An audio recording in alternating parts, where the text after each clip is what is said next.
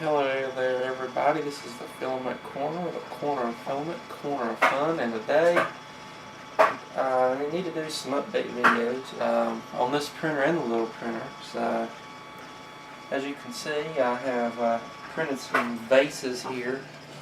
While this is labeled as just another vase on Thingiverse, I actually like this design, how it rotates, especially whenever you scale it up real tall. Now I was running a little bit too quick on the tall red one here, and it whipped up the corners a bit. I was using some Maker Geeks that I had left over, and I slowed it down whenever I did the second one. The second one is ABS, and that's why it's so small, because, well, ABS doesn't like being in an open environment printing, and I wanted acetone smooth it, which I did, because unexpectedly it felt rough and it wasn't shiny at all. But now that it's been acetone smoothed, it looks a lot more shinier and it feels a lot smoother. Now to populate these large and small vases, two nice looking flowers here. These are some soap flowers, and if you've seen any other videos on the channel, especially recently, you've seen plenty of these being sculpted to all different shapes and sizes. I think they really add to the look of the vase. Now, in terms of what I've done to the printer structurally, I got more T-nuts and then I used up all my screws. So I have more screws coming tomorrow. But as you can see, I've added in this beam. I still need to put joints on these two sides, but I got a joint here and a joint over here. Now, this joint's recessed in here. Now, I added these on both sides.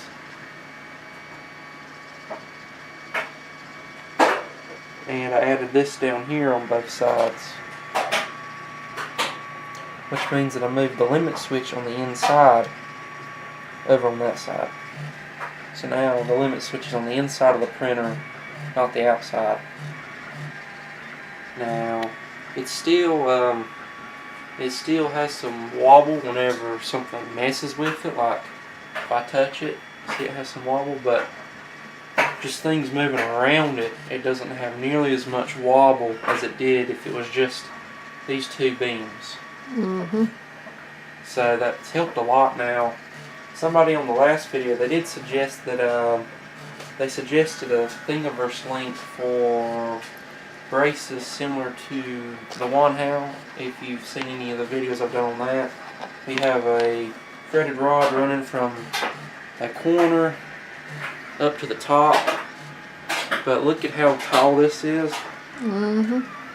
So you'd have to get a rod that wouldn't wobble itself, and I can't just brace to this. I'd have to brace to the top or to this, because we use every side of this for the X gantry, and because I have these feet, I would either have to create new feet or create it where it just had mounts of screw holes in these two slots here, because the inside also has a joiner in it right here.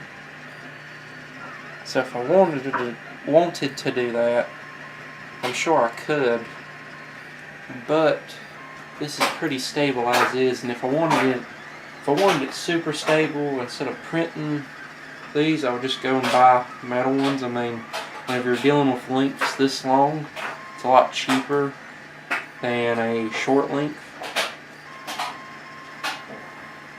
But being the way that I am, I didn't want to spend any more money on it in terms of shipping.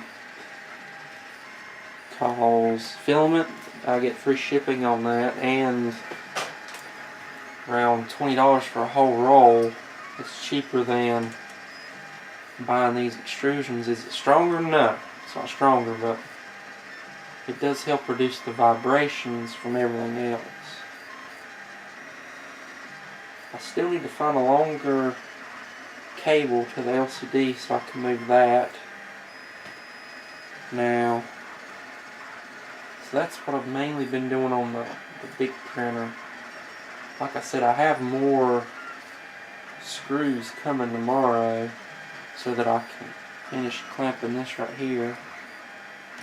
And then that'll probably be about all I do on this. I mean, I could run some extrusion from this side to that side, but I can't do it in between here because I have to use this whole thing for that.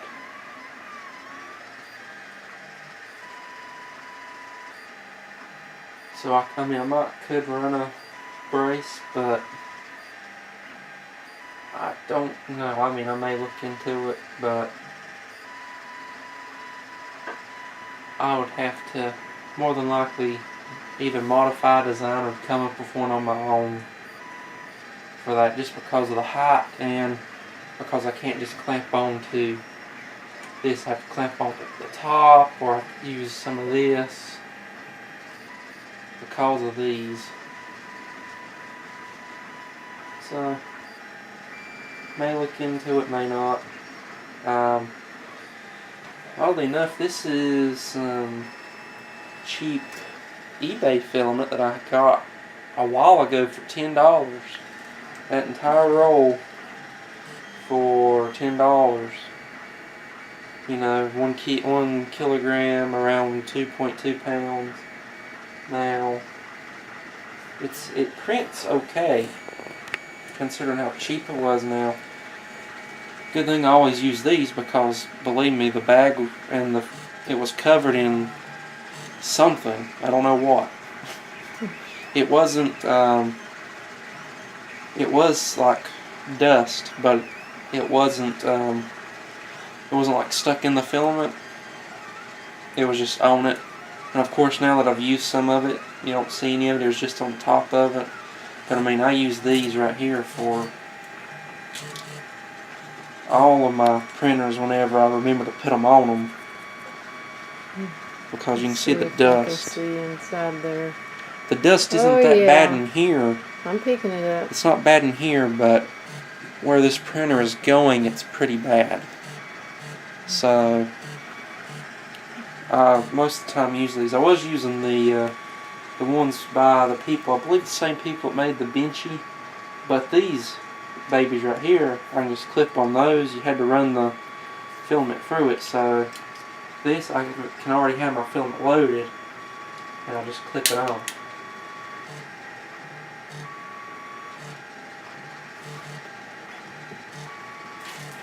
There's another one.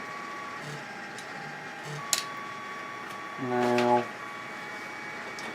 see this, I linked to several extrusions in the last video. Now they're not all the same, and I'm sure that if you're planning on doing something like this, you may have noticed, but this extrusion, the reason why I'm able to print it so quickly, which these only took around maybe 2 hours solid, is because they're actually hollow. So here's a good example. That's solid. In the center, that's not. That's hollow. So it really does affect the print. However, alternatively, maybe if that was solid, it would have taken more height for it to have started moving with the extruder head. So, there are many different designs on there. I just figured I would mention it because I didn't in the last video. Now, another thing is, I tried changing out the brackets from...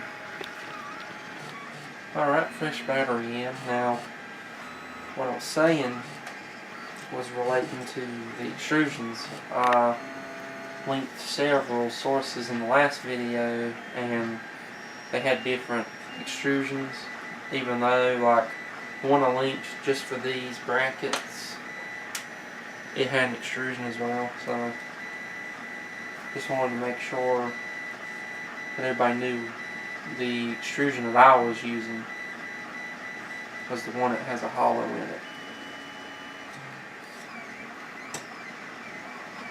But, I mean, other than that, you know, I'm running a Volcano with a 1.2 nozzle, which is why I'm able to print so fast also, which for a big printer you'd want something like the Volcano so you can print big quick. Now, this cooling fan, I think I may have forgot to link this in the last video, but I'll try to remember to link it in this video. It works pretty well. This was modified from the original for the Volcano, and it just takes a little 50 by 15 blower fan and pushes it out two sides. But other than that, it's just a stock extruder and just a different hot end. That's the same filament that I used to print that right there.